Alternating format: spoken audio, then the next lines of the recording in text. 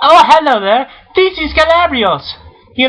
Thing about it is the FBI searched the offices of the California State Senator and the legislator's Latino caucus on Tuesday, but would not disclose the reason for the investigation. Laura Miller, a spokeswoman for the FBI office in Los Angeles, said the warrants were served at about 3 p.m. 6 to 8 agents left the Capitol more than 6 hours later, carrying at least a half dozen boxes of what appeared to be a computer hard drive. Now, she would not disclose the target of the search warrants, but Senate Chief Sergeant at Arms Tony Beard told the press that it was Senator Ron Calderon, a Democrat from Los Angeles County City of Montebello. Quote, "It's a federal search warrant served on Senator Calderon's office, and it's a sealed search warrant. I don't know what it relates to," Beard said. He said that Calderon was not present during the search. Calderon did not return a message left on his cell phone. His spokeswoman, Rocky Rushing, said she would, she said he would not comment and referred calls to Los Angeles attorney Mark Caracos. And, quote, "I have a sense that they're on a witch hunt," Georgia said in a telephone interview. Quote, "My client refused to read their script, and so this is what resulted. My client has done absolutely nothing wrong." He said he does not know what the FBI is investigating or if others are targets of the investigations. He contended that the Justice Department is targeting his client, a Democrat, and Biden switched to mute congressional Republicans' outcry over recent disclosures, including that the department obtained telephone records from AP reporters and editors and private emails from a Fox News correspondent. Yes, Beard told reporters who gathered outside Calderon's office Tuesday night that the office of the Latino Legislative Caucus, which is across the street from the Capitol Legislative Office building, also was searched. Yes, a spokeswoman for the caucus, Lizette Mata, did not return calls or email messages. Now, Sacramento defense attorney William Portanova entered and left the Capitol office during the search. He told the AP he was retained to represent the interests of the Senate as a whole, not any particular lawmaker. Quote, "They're 100% cooperative with any investigation," Portanova said late Tuesday. Now, the warrants were being served as lawmakers who are part of a 23-member Latino caucus held an event with reporters at the Capitol to discuss the group's legislative priorities. Now, Tuesday's raid of the Capitol recalled the so-called shrimp scam investigations in 1985, in which federal agents went undercover and posed as representatives of a phony shrimp processing company. 5 lawmakers went to prison for taking bribes in the FBI sting operation.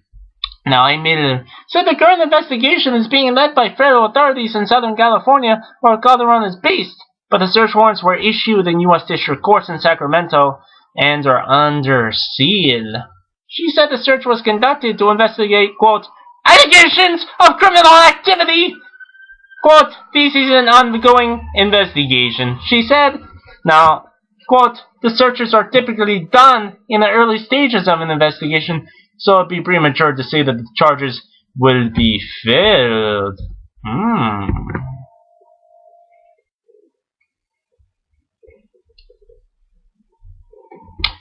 Now, in 2009, the state's political watchdog agency, the Fair Political Practices Commission, closed an investigation into Colorado's 3 Assembly Campaign Committee without sanctions.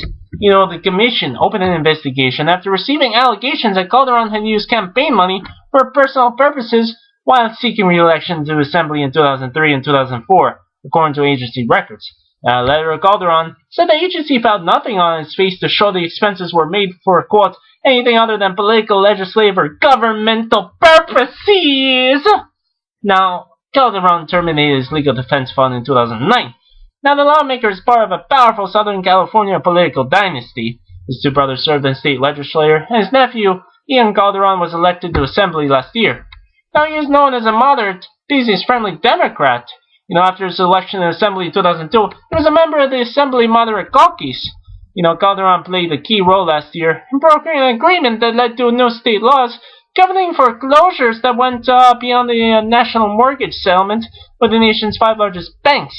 He originally balked at proposals by Attorney General Kamala Harris that he thought he would do too much harm to the lending industry.